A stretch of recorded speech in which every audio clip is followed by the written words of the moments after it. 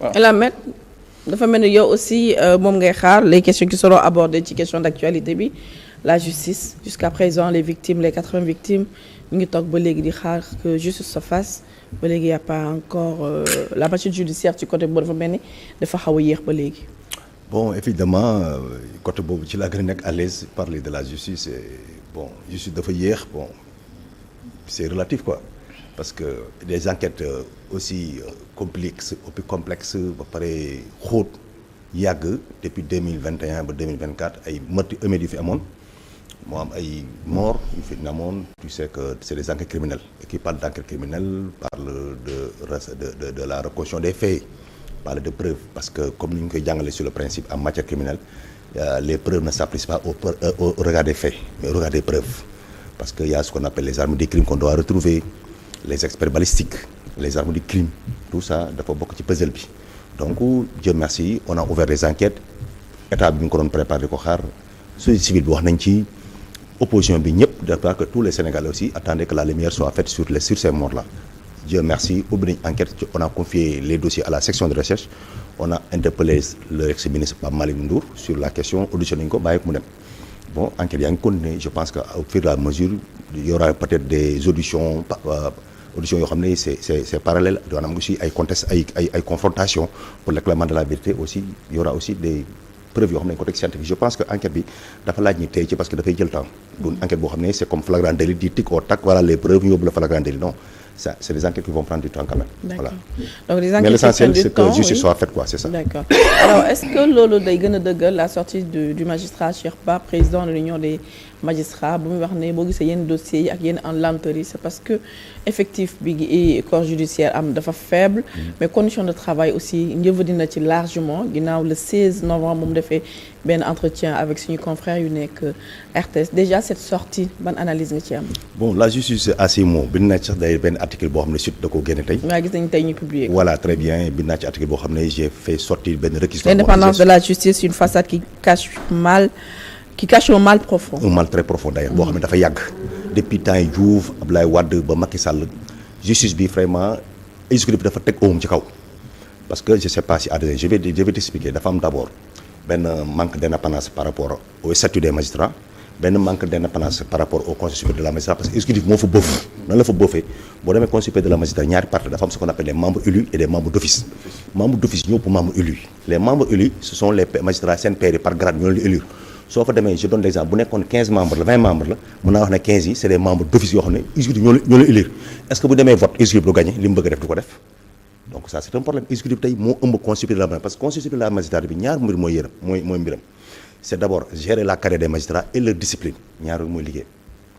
gérer la carrière des magistrats et gérer leur discipline léegi nag la question est comment dirais-je est diversement appréciée au sein même de la magistrature et les acteurs de la justice parce que am na ñu ne président na fa toog ñu ne président na génn magistrats yi sax ils sont pas c'est-à-dire ils ne parlent pas le même discours c'est-à-dire voilà c'est-à-dire ils s'accordent pas leur violon parce que am na magistrat leen dégg ñu ne ñoom bëgguñ président toog fa ñii ne bëgg nañ président toog fa mais question baa na bëri traité guñ ko beneen ñaar nga ñëw ci statut par rapport le commentaire de la protection statutaire du magistrat loolu mooy protection statutaire boo demee ci la constitution à son article 88 lu mu la wax daf ne le juge et le principe de l'inamovibilité est appliqué au juge du siège mënoo ko affecté là c'est un principe général des droits même les conventions internationales dañu ko ratifié un juge mënoo ko affecté sans son consentement ou sans son accord maanaam mu bala nga ko affecté da nga koy laaj ndax d'accord na ci. maanaam pour nga affecté ko il faut que moom mu d'accord ci. waaw mun la waaw da koy gën a dem benn ngi noonu donc c'est pour protéger l'indépendance du juge bañ ko xoxotal wala di ko teg pression pour mu mën a ànd ak sa bopp mais léegi lu ñu def dañuy continuer loi bi ñu ngi continuer damal fii Sénégal 90% des juges du siège sont des intérimaires léegi bu ne la intérimaire nga xam tu n'es pas officier dans la poste dans la poste bu ne da ngay jóg benn ngi noonu intérimaire leen dóor waaye laa ñëw dóor la nécessité de service nécessité boo xam ne c'est pas défini c'est pas clair c'est pas objectif parfois téléphone la lay wax la ko est-ce que ça c'est garanti l'indépendance du magistrat je dis le magistrat du siège ñëw ma ci parquet de maa ngi ci siège ki nga xam ne moo rendre droit bi ki nga xam ne moo objectif toog ci digg bi assesseur mi war ko séqoo moo rendre droit bi ñooñu ñu oñu les magistrats du siège waxuma parquet de parquet moom beneen affaire la mais magistrat boobu nga xam ne te dañ ne ko kan moo sa kilifte bu demee ci constitution dañ ne que le juge du siège ne doit obéir qu'à l'autorité de la loi l'autorité de la loi lay wax moom mooy sa kilifa waxuñ ko président de la République waxuñ ko premier ministre waxuñ ko président de l'Assemblée nationale dañ ne ko le magistrat du siège ou le juge du siège ne doit obéir qu'à l'autorité de la loi magistrat du parquet moom waxuma ko. Deuxièmement boo jëlee nécessité des services nga jëlati intérim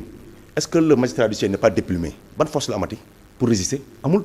da ngay toog fii ñu jox la benn dossier nag defal li boo ko defee ñu affecté la aussi simple que ça amul ban pouvoir la am. Deuxièmement à part le conseil constitutionnel à part la cour suprême à part la cour des comptes amul benn juridiction au Sénégal bu am budget autonome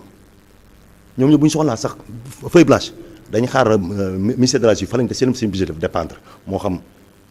juridiction Dakar procureur Dakar bi cour d'appel bu Dakar bu Thiès bu Kaolack jëlal yëpp juridiction bu la neex de l'ordre judiciaire à part conseil constitutionnel à part cour suprême ak cour des comptes ñoom seen budget autonome la yor ñetti juridiction yi excepté ces 2-3 juridiction Sénégal boo fa gis même bu soxlaa big wala crayon ñoom dañuy xaar ministre bi andi dotation ñu jënd ko mënuñ ko jënd parce que y a pas un budget léegi nag sur la base de ces manquements là surtout sur le plan financier amuñ autonomie budget nan nga yaakaar nañ war a accélérer les dossiers mu gaaw tey parfois ma nga dem ci tribunal mu ne dañoo bëgg tirer benn dossier amuñ feuille blanche wala machine bi dafa yàqu wala imprimante dafa yàqu lu ñuy def procureur ma génne poste bi di ko jënd procureur di ko jënd alors ñuy xaar ba dotation bi ñoo ñu jënd ko c'est comme ça que ça passe c'est les choses que ça passe c'est des choses très élémentaires en 2025 foofu la juge bi taxaw quatrièmement lan la nga dem ci parquet tey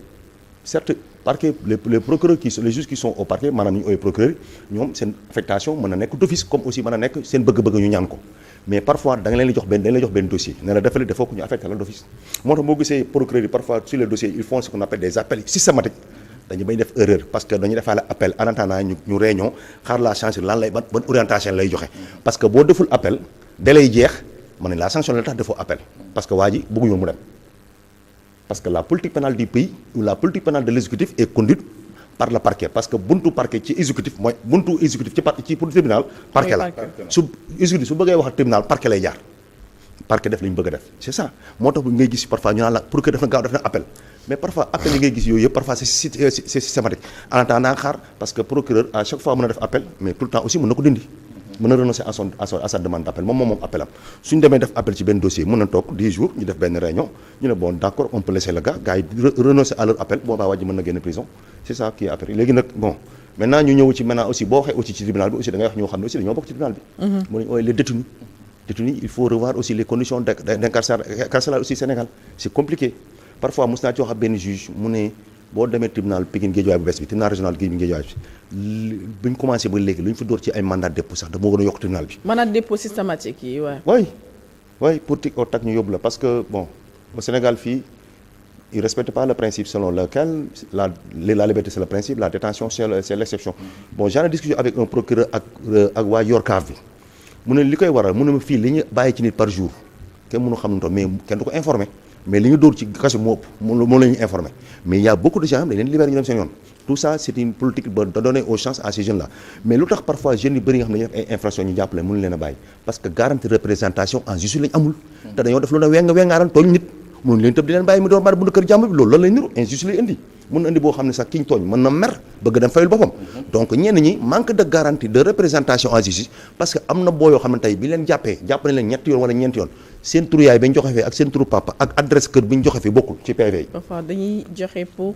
amul sa carte d'identité amuñ carte d'identité léegi amul carte d'identité amul ay garantie de représentation pour que bu la soxla ëllëg bu la may liberté provisoire bàyyi ndig na la wala bu doon la situation pour nga ñëw procès bu bàyyi la nga dem fan la lay gisee boo ñëwul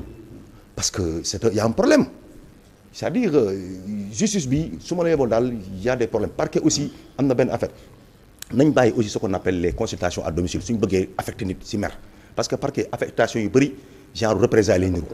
defoo wala contre nit ki am na procureur yu bëri dañuy ñëw ministre de la justice parce que boo demee ci article 28 du code de procédure pénale bi lan lay wax daf ne le ministre de la justice su gisee infraction yoo xam ne c'est à la loi pénale am na droit au ministre le chef de cour procureur général ne ko prend les dispositions nga poursuivre diw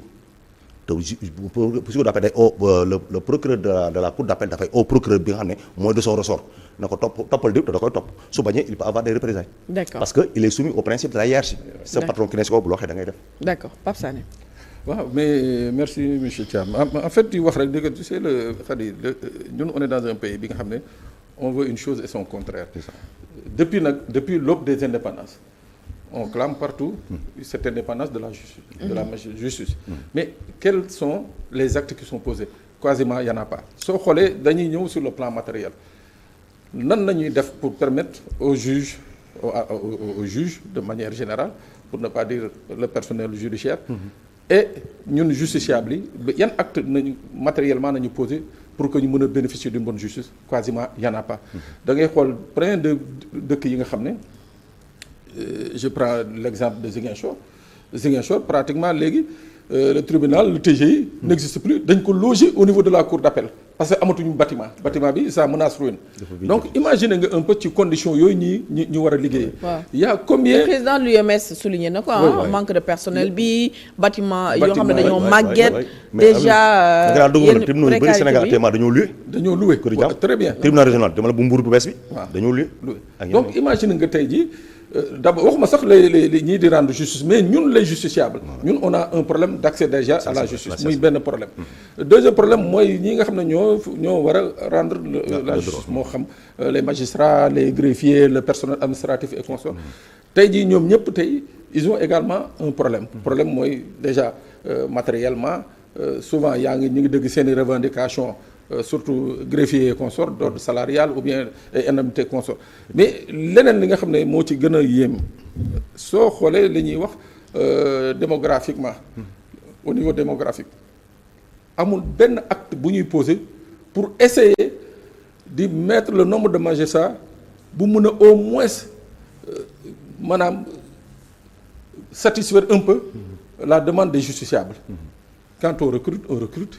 ay benn nombre bi nga xam ne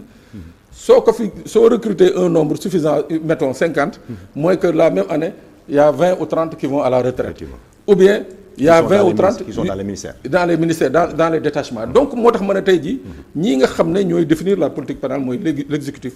amuñu benn volonté pour que justement la justice s'émancipe moo tax dañuy poser tout le temps un acte après dellu soit poser 2 actes en arrière. Malgré des réformes yu ñu fi annoncé woon ne bu ñu ñëwee dañuy indi ay réformes sur le plan de la justice l'indépendance de la justice. Donc c'était juste des slogans. Bon je dirais pas que c'est des slogans mais Khady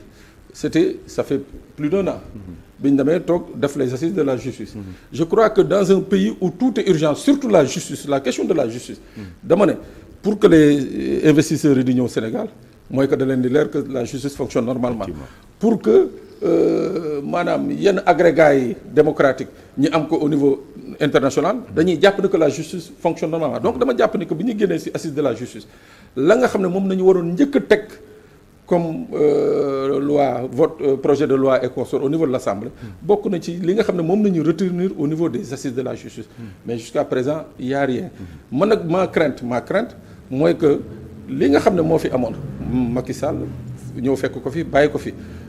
Abdoulaye Wade fekk ko fi bàyyi ko fi Diouf fekk ko fi bàyyi ko fi on risque d'avoir le même problème mooy maanaam continuer d'avoir une justice à la traîne mooy maanaam exécutif bi li muy soxla mooy justice bi nga xam ne su ko yëngalee mu yëngu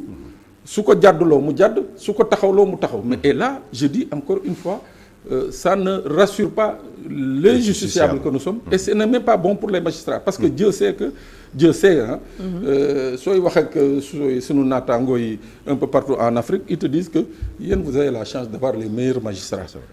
moo tax ñoom bu ñuy toog di dégg des problèmes de justice dans notre pays dañ naan non c'est pas possible parce que ñun nos magistrats nous disent que les magistrats sénégalais sont meilleurs que nous alors yéen pourquoi vous devez avoir ce problème donc problème bi mooy loolu mooy je crois que il faut vraiment mettre en avant le plus tôt possible un plan bi nga xam ne sur les 5 prochaines années la justice dana ci gis boppam mooy lan assez de cours et tribunaux surtout assez de prison nag respectant li nga xam ne mooy les droits humains mais ce qui se fait actuellement comme ça je ne crois pas que ce soit de gaieté de cœur pour les magistrats ñuy jël ay doomu jàmbur di leen tànc boole ñuy tàncaloo ci kaso yi au risque d'épidémie risque de yeneen ak yeneen je crois que loolu yëpp c'est un ensemble bi nga xam ne war nañ